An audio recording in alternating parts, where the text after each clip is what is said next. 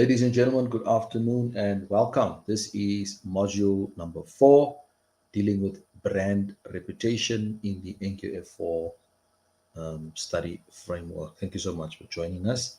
I'm going to take a few minutes of your time just to take you through what are the most important things you need to know in module number 4. Module number 4 deals with brand reputation, and so critical and important for the power of branding and reputational branding per se.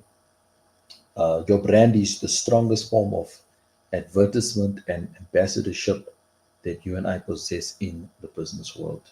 So this is critically important. Now, let's just look at the program overview to understand.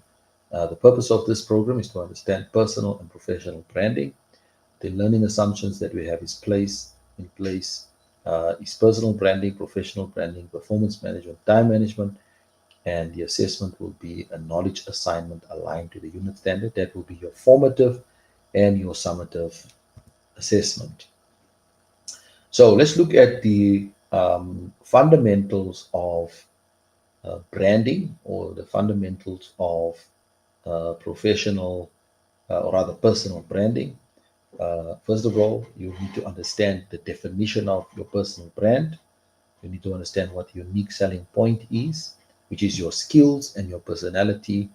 And then the key takeaway in this is that you need to be unforgettable and you need to be authentic as possible. Now, ladies and gentlemen, I think what's important here is to define personal branding, and it is crucially important to be able to do so. So when we ask the question, what is personal branding?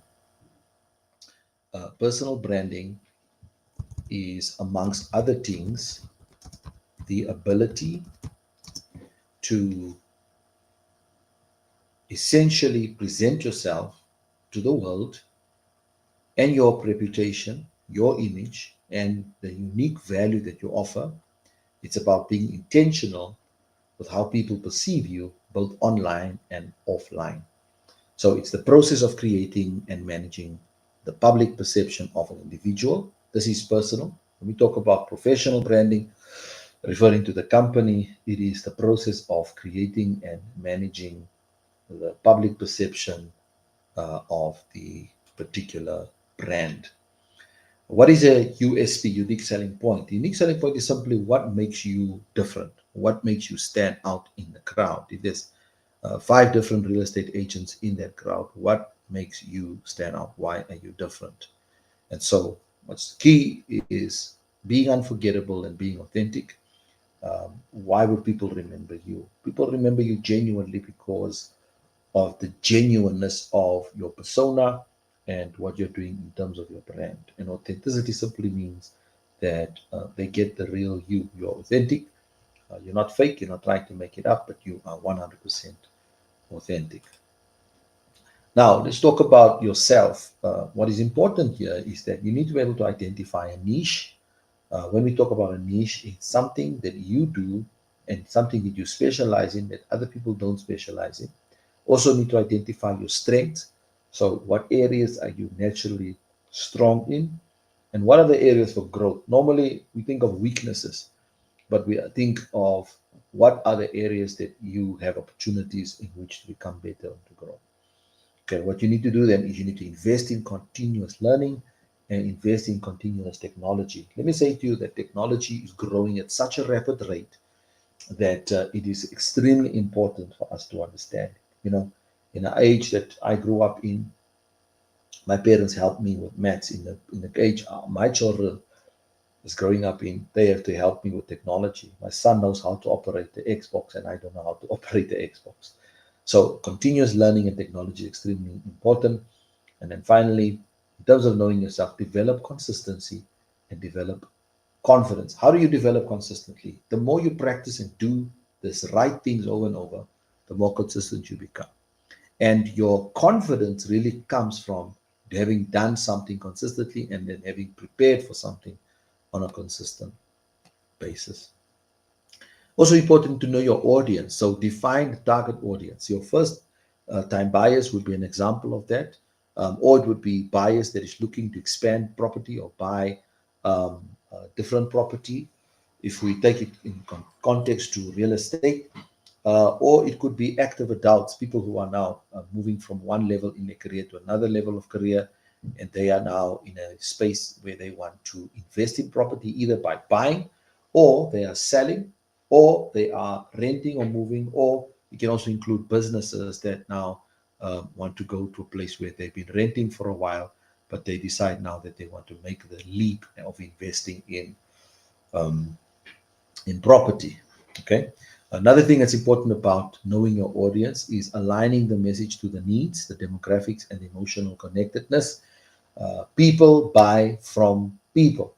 And it's so important for the real estate agent to know their audience. They got to know essentially how old is the person buying from them, where do they live, what is their income bracket, what type of business are they in, what type of qualifications do they have, what are their needs, what are their desires, what are their demographics. Are they white, are they Indian, are they colored, are they South African, are they foreign? All of those things are extremely important. And then what connects them emotionally, because buying property is an emotional buy most of the time. Okay. And then avoid wasting marketing on unfocused segments. So you don't want to market to the general public. You want to market specifically to people who is in the market or in the area. An example would be in our bond origination business, we focus on first time buyers, although there are many opportunities. um, you can get, for example, a solar loan. You can get, for example, people who's buying property for the second time. But if it's a first time buyer, all our advertising aligns, all our marketing aligns to the first time buyer. For example, we give first time buyers 1,500 rand voucher when they buy their first properties with big companies such as Builders Warehouse, etc. Now, why do we do that? We do that because our focus is on first time buyers. That first time buyer, that 2 or 3 tons of paint when they move into that new house makes all the difference with the first time buyer. So avoid wasting marketing on unfocused areas. All right. Research industry and experts. Understand real estate segments. For example, there are residential, there are commercial, there are agricultural. There are so many different segments within the real estate industry. It's important for you to research not just the industry, but also your area, and understand what brands work well in which areas. Okay, you'll find that in certain areas, certain brands are very strong. For example, in the coastal areas, you'll find that Pam Golding is very strong. In the inner cities, you'll find that Remax is very strong. So when we say research, it means understand why that particular brand is strong, what makes them strong.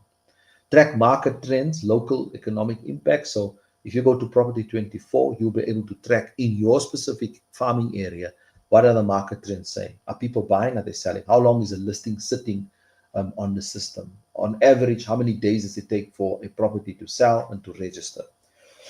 Okay, and then of course, how does things like the local interest rate or developments in a particular local area, how does that impact the market?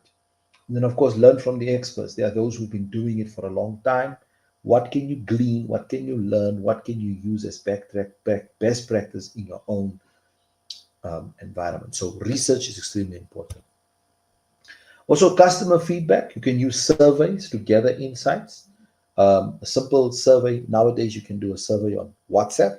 So on WhatsApp, you can do a survey where you can ask questions and you can um, gather information by using a simple WhatsApp poll, and there you'll be able to gather insights. You can ask 5 questions on a WhatsApp poll, and you might find a trend or something that's working or something that's not working that you could gather towards understanding why your particular brand is making a huge impact or is not making an impact at all. Focus on professionalism. Okay, be professional. That means you want to speak with the best possible language. You want to make sure that your representation of that brand is always clean. You want to focus on responsiveness. You need to respond to a person within 24 hours of a perceived outreach. So when a client reaches out to you, make sure that within 24 hours you are responsive. Be responsive. And then finally, good customer service is good information. So if you have good information, or you gather the information in order to give it to your customer. This is extremely important. Always make sure that you gather good information. And then you can improve based on the feedback. So the feedback that you've received through your surveys, through your conversations, and um, also things that you've picked up via problems and meetings or Monday morning meetings and discussions. Those are things that you can use as feedback to improve what you are doing. Something as simple as the boards are not clear because it's too dark in color. So when the client drives past a prospective house, they can't see the phone number of the agent. Now, if the agent is not getting any phone calls because the board is not visible, the name of the agent is not visible, the telephone number of the agent is not available, or it's not visible for that matter, then you can't expect the client to see clearly. So that's extremely important. Make sure that you improve based on feedback. This all contributes to your brand power. Network and recommendations, very, very important, is to build trust through proactive communication. So you have reactive communication, which is when someone requests something, you send them information, or you have proactive communication, where, for example, if you have a list of clients, you can send them the latest changes in the interest rate, and you can use that tool to keep them informed, especially that first time buyer we alluded to earlier on, that wants to buy property, but they're not sure when, how, and what they're going to do. And that might just be the inspiration that you need when you now go ahead and send them the latest interest rate changes. This all contributes to your brand, okay, how people perceive you in the public, in the overall. Network with clients and professionals, very important to make sure that you're networking. A good example would be going to schools during their sports days, and hanging out with parents, and you know, speaking to the event organizers, tell them that you want to give the winning team 1,000 rand, and all they need to do is they need to recite your phone number. So you get parents that that get business cards. You give them out to the person that can recite their phone number. We're going to choose 5 people, and the one that does it is going to get 1,000 rand. So you can have a competition for the audience, or you can have a competition for the winners of that particular sports or that particular match. So that's one way to network, and to create a professional environment and overview that the way that people will see you. And then finally, gather testimonials and referrals. Every time you do something well and the client says, well done, screenshot that WhatsApp message or that email and save it, because it will come a day when you will require it and it will be good for you to use it. All right. Let's look at online and virtual presence. Of course, we are out of the age where newspapers and local advertising in newspapers and pamphlets used to work. That still does work. I won't say it doesn't work, but it doesn't work in every area. So, in more traditional based areas, those mediums will work. But today, you have to have a professional website. You have to have a social media page. You have to have a blog. These are things that's so important. You have to be able to use facilities like Canva, hashtags, and any visual content really to showcase what you to do. So you need to have an online virtual presence. Very, very important to upskill yourself to make sure that your brand is being seen. Look, the people who are remembered are the people who get the business. So if you are not memorable, you are not going to get the business. It's as simple as that. So I want you to understand the importance of that. All right, and then finally, showcase your personality and your passion on your business card. It's awesome to have a little tag about yourself, or to take pictures that invite people to see the personality comes through. If you fold your arms and you're very serious in that photo, and your tagline is "We mean business," that's really powerful because people understand now that you mean business. So these things are extremely important, having an online and a virtual presence. Align your online presence to your personal brand. So I don't know if you've ever Googled yourself, but I want you to Google yourself and see what comes up. And if you find anything that you don't like on Google, then you need to clean that up. It's very, very important because people Google you more than you know. Many times I walk into a meeting, and before I get into that meeting, people would have Googled me already. And they will sort of, they'll know things about me. When did we start the business? What are we doing? How many books did I write? All those things. People know because they actually Google you. They look for you. Very, very important. Then adjust privacy settings on your browser, or ask an online expert to help you to adjust privacy settings, because of course you want everybody to see everything about you. So you make sure that the privacy settings is favorable to you, where they only see your professional image, but your perhaps your personal life is kept private. And then finally, ensure that content and imagery are consistent. Any images or content that doesn't align to who you are, to what you are doing now, do your best to then remove them. For example, if you're on Facebook and some of the images are from 7 years ago and you were talking smack, or you were doing something that wasn't, that didn't carry a good reputation, but obviously now you've grown your real estate agent, make sure you get all that old junk off, okay, and vice versa on the other side. So this is important, because people know you online before they know you in person. Think about it. How many Facebook friends do you have? Okay, I've got like 5,000 plus, and I don't know those people personally. I know most of them because I've greeted them, or we are friends or whatever. But the point is, your online presence in personal branding is extremely important. Keep it clean. Elements of professional branding. So the first thing you need to do is define your professional brand identity. My name is Timothy and I am reliable. Okay, what is yours? You need to define it. Number two, align branding with company goals. So, for example, if the company's goal is that every house or every property we list turns into sold, then align your personal brand to that. Everything you speak in, said, listen, every mandate I touch is going to turn into sold, or is going to be sold, turned into let. And then finally, you know what is important? Show reliability, show expertise, and show commitment. And that only happens by you answering your phone, by you replying to clients on a timeliness level.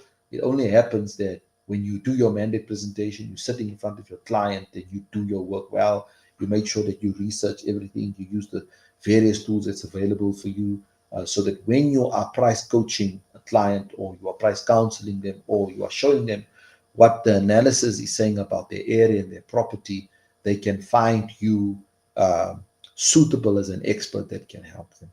And then finally, commitment shows up in action. If you said you're going to do something, this is your personal brand. People will remember you, and they will forget you based on whether you kept your word. Do everything you can to keep your word. Brand statement. Craft a concise brand statement of who you are and what you offer. So this is going to be something that I want you to think about. Make sure that you communicate clear, compelling, and consistent promises. Make sure that it is not unclear. Listen to me. Clarity is the currency of communication. If you are the sender of the message, make sure that as you send that message, you are clear in what you say. If you are receiving the message, make sure that you are clarifying what you think is being said. Okay. Nonetheless, clear, concise, direct communication prevents he said and she said later. It prevents um, a rotting apple. It prevents conflict between you and your client. And then work very hard on delivering consistently. Make sure that you are a consistent deliverer of what you have promised.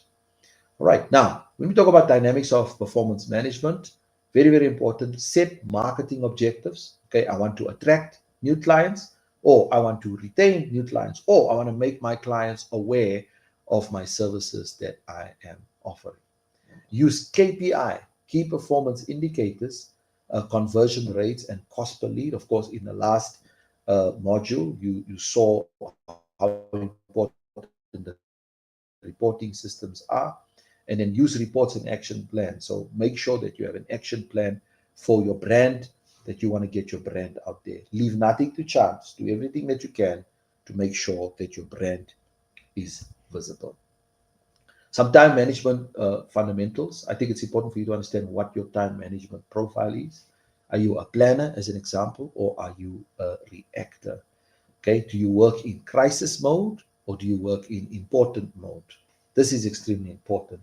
A tip on time management is always do the big thing that gives you the most results first, and then do the smaller things after. I find that many times the reason why we struggle with time management is when we do the smaller things first, and not do all the other things after. So Critically important for me, ladies and gentlemen, do the big things first and the small things after.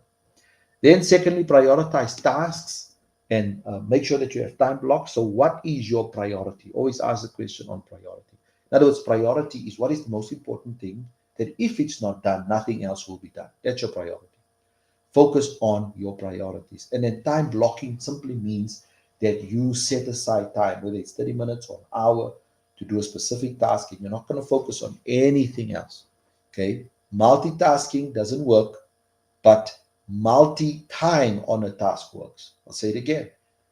Multitasking doesn't work, but multi-time on a task works. So you want to spend more time on a task than spending a little bit of time on each task and then never getting what you really want to do out of it. And then, of course, implement and revise your work plans. If your work plans did not go according to plan, revise them. Here's a tip for you. At the end of the day, start from the morning, the time that you got up from bed until the time you go sleep, and write down every single thing that you did. Do that for 5 days and then simply track and analyze where your time is going to. And once you do that, you'll find where you are losing time and where you can make improvements on time management. Simple time tracking is going to change your life. All right. In conclusion, what is extremely important is strong branding comes from credibility, it comes from trust, and it comes from influence. So always think my brand has to be influential, my brand must be trustworthy, my brand must be credible. Balance, authenticity, and excellence. So you don't want to overpromise and underdeliver. You don't want to underdeliver and overpromise. You want to do the best to make sure that you are authentic, you are real, and that you are consistent. And then finally, when we talk about consistency, consistency ensures long-term success. The easiest way up the mountain is not the shortest way through, it's the longest way through. And the key with the longest way is that you need to get into a rhythm and you need to get into a pattern. So that's the most important things that you need to know about brand reputation. Please have a look at the formative and summative assessments. Answer those questions, send them through, and then the video on the practical will be sent to you. Thank you so much for your time. Have an awesome day. Shalom.